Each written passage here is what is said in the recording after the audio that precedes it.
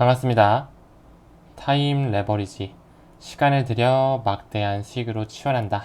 벌써 목요일이 밝았네요. 오늘 하루도 힘내시길 바라겠고요. 항상 이렇게 영상 찾아주심에 감사드린다는 말씀 드리면서 컨텐츠 시작해 보도록 하겠습니다.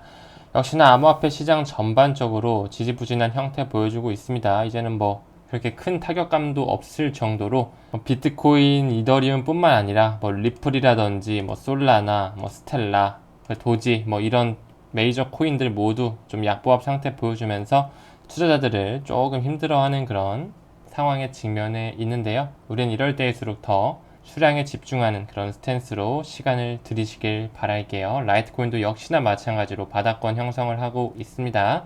기사 잠깐 보게 되면 9월 하락 징크스가 있죠. 지금 역사적으로 봤을 때 9월에는 상승보다도 하락했던 그런 이력이 확실하게 많기 때문에 9월에 또 한 번의 징크스로서 하락이 조금 더 올 수도 있다라는 전문가들의 예견까지 나오고 있거든요. 그 속에 비트코인이라든지 이더리움, 리플의 전망 어떻게 될지 투자 심리는 위축되고 있지만 그러면서도 비트코인 현물 ETF에 대한 그리고 이더리움의 선물 ETF에 대한 그런 관심이 모이면서 어떻게 될까, 언제쯤 승인이 떨어질까 라는 부분에 있어서 사람들이 조금 기대도 하면서 가격을 보면 한탄하는 그런 시기인 것 같습니다. 우리가 현재 투자하고 있는 암호화폐 시장 전체 시가총액 제가 항상 말씀을 드렸습니다. 1.3조 달러, 정말 작은 수치고 애플의 시가총액이 약 3조 달러고 우리가 알고 있는 아마존 같은 그런 회사 시가총액이 1.4조 달러 정도 되거든요. 그런 부분에 있어서 비트코인이 아니라 암호화폐 전반적인 전체 시가총액이 아마존 하나의 기업 많지도 못하다. 그렇기 때문에 세력들이 쥐락펴락 할 수 있는 그런 시장 장세이자 기득권 세력들의 시기의 저울질이 충분히 가능한 그런 시점이기 때문에 우리는 이 초기 시장에 점령을 해 있다, 시장에 있어서 자리를 잡고 있다는 부분에 자부심을 가지고 4차 산업혁명의 중심 AI와 블록체인 부분에 있어서 투자하는 부분에 우리는 미래를 보면서 투자 이어가시길 바라겠습니다. 그런 부분에 우리 한국인들이 약 70%가 비트코인을 사봤다고 하더라고요. 10명 중에 7명 정도는 비트코인을 사봤는데 그 중에 한 3명 정도가 재투자에 대한 의향이 있고 나머지는 별로 관심도 없고 뭔가 믿음도 안 가고 아직까지는 확실히 제도권 수용이 일어나지 않았기 때문에 조금 무섭고 두렵고 한 그런 이미지가 아직까지 좀 있는 것 같습니다. 컨센시스에서 발표한 그런 내용이고요. 시간이 지날수록 지금 대중의 관심은 좀 떨어지고 있죠. 가격도 많이 떨어지면서 점점 개미 투자자들이 떨어져 나가고 있는데 우린 이럴 때일수록 기회는 위기 속에 찾아오는 법 잘 알고 계실 겁니다. 조금 더 시간을 들이시길 바랄게요. 신리플 변호사 바로 존 디튼이 이야기를 하죠. 도지코인은 결제 토큰인데 리플이 불가하다고 말도 안 된다. SEC 말도 안 된다라고 하면서 기사가 됐는데 잠깐 좀 볼까요? 원래 이 비트페이 같은 경우 굉장히 역사가 오래된 하나의 암호화폐 플랫폼이죠. 결제 기능 토큰에 리플이 포함되어 있었지만 SEC와의 소송이 장기화되면서 비트페이에서 리플을 빼버렸다. 이렇게 얘기를 했고 그는 도지코인은 처음에 밈코인으로 만들어졌죠. 농담으로 만들어지지 않았냐 하면서 이와 달리 진짜 결제를 위해 만들어진 이런 리플의 XRP는 결제 가능 토큰 목록에서 빠지고 도지코인만 남아있는 게 말도 안 된다라고 이야기하고 있는 거거든요. 그 부분에 지금 계속적인 그런 과도기적인 부분에 있는 것이고 비트페이 얼마 전에도 언급드렸듯이 지금 현재에는 XRP가 들어가 있다라는 부분 말씀드렸을 거예요. 기사도 나와 있었죠. 비트페이에서 XRP 글로벌 결제 지원 본격화한다라고 해서 SEC와의 어떤 부분 승소이긴 하지만 많은 암호화폐 결제 플랫폼이라든지 거래소에 XRP와 XRP 레저 지원이 들어가고 있다라는 부분. 그뿐만 아니라 리플랩스는 지금 현재 미국의 법원 측에 SEC의 항소 신청 거부 서류를 제출한 것으로 알려졌죠. 이런 부분에 있어서 지금 우리가 좀 기다리고 있는데 SEC는 오는 8일까지 9월 8일까지 해당 서류에 대한 반론 답변을 제출 예정이다 나오고 있습니다.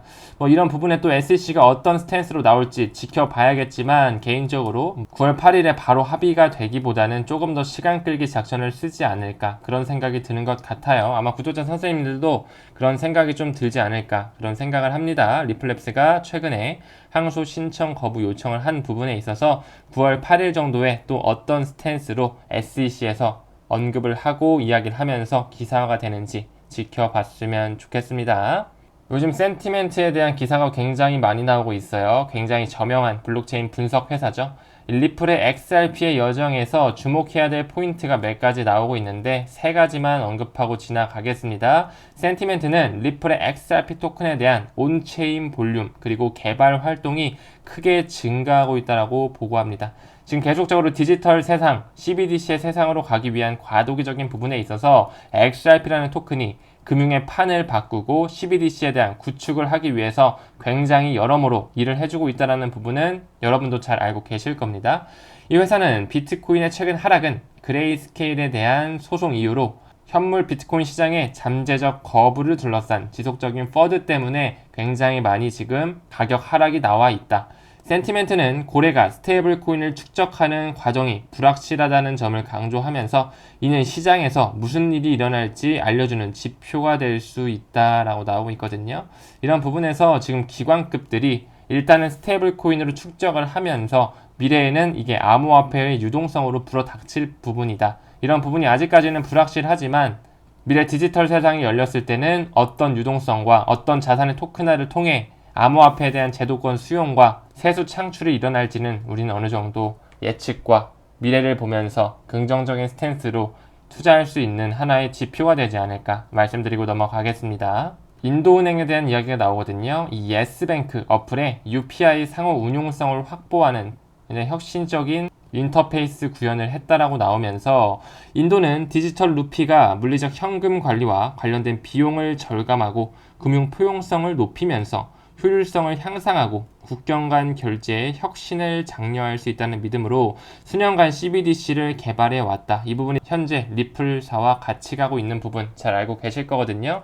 이런 부분에 인도 중앙은행도 역시나 리플의 ODL 시스템 계속적으로 친화적으로 보면서 조금씩 리플사와 함께 CBDC를 구축하고 국경 간 결제에 빠른 속도와 값비싼 수수료를 통해 조금 더 효율적인 결제 플랫폼을 구축하기 위해 노력하고 있는 부분이 포착되는 부분입니다. 과도기적인 부분 조금 더 살펴보게 되면 런던 증권거래소에서도 블록체인 디지털 자산 거래소를 계획하면서 조금 더 암호화폐에 대한 친화적인 제도권 수용의 실마리가 조금 더 보여지고 있습니다. 증권거래소에서 암호화폐에 대한 거래소가 나올 수 있다는 부분이 이제 슬슬 대중에게 가깝게 다가오는 느낌이 들 수 있는 대목이고요. 더 나아가서 리플은 계속적으로 확장하지만 중동 얘기 잠깐 하겠습니다. 리플은 중동 지역의 강력한 성장에 힘입어서 두바이 국제금융센터, 두바이 인터내셔널 파이낸셜 센터 중심부에 새로운 사무실을 또 개설을 했죠. 또 스웰 11월에 열리게 됩니다. 두바이에서 열리게 되고 제7회 연례 고객 컨퍼런스인 글로벌 2023 11월 8일에서 9일 바로 스웰이 또 아랍에미레이트의 두바이 굉장히 혁신적인 도시에 열린다는 부분이 또 굉장히 기대가 되는 부분이죠. 11월 8일에서 9일 또 어떤 인사들이 올지 고위급들이 올지 굉장히 또 기대가 되는 그런 지표인 것 같고요.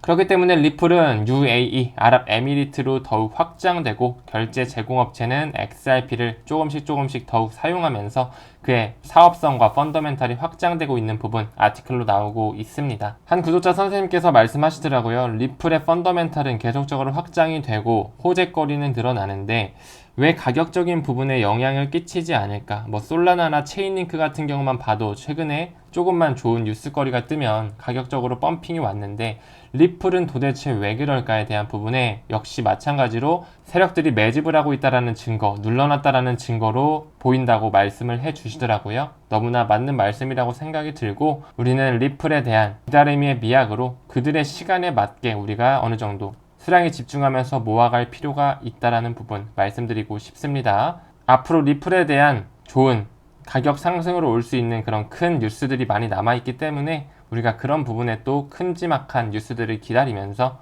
타임 레버리지 해주시면 좋지 않을까 생각 공유 드리면서 넘어가겠습니다.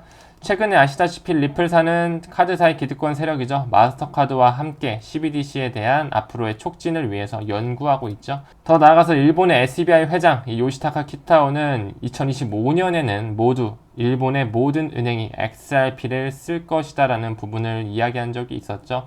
어느 한 일본의 대형 은행의 회장이 이런 말을 개인적으로 한다는 것 자체가 저는 큰 의미를 가지고 있지 않을까. 정말 그 국제 표준에 ISO 2002 메시징 표준에 리플 네트워크가 실질적으로 들어가 있고 지금 현재 물밑에서는 일본이라든지 미국, 영국, 홍콩, 싱가포르를 기점으로 해서 리플사는 계속적으로 사업을 확장하고 있다는 부분 잘 알고 계실 겁니다. 그렇기 때문에 우리는 이런 부분에 확신을 갖고 기다려주시면 된다라는 말씀. 2018년에 굉장히 오래된 과거죠. SBI의 CEO 이 요시타카 기타오는 XRP는 이미 $10가 됐다라고 하면서 본인들은 2025년까지 모든 일본은행이 리플의 XRP를 쓸 것이다. 국경 간 결제 판이 바뀔 것이다 라고 이야기한 부분이 있죠. 이런 부분에도 괜히 이 사람이 이런 트위터를 남기지 않았을 것이다 라고 또 생각이 되는 부분이기도 한 것 같고요.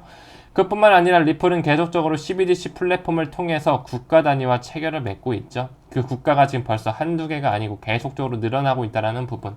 팔라우와 홍콩뿐만 아니라 몬테네그로라든지 콜롬비아, 부탄 등등 해가지고 디지털 세상의 시작과 돈의 이동, 가치의 이동에 앞장서고 있다는 부분이 확실시되는 하나의 도식도로 보여지네요.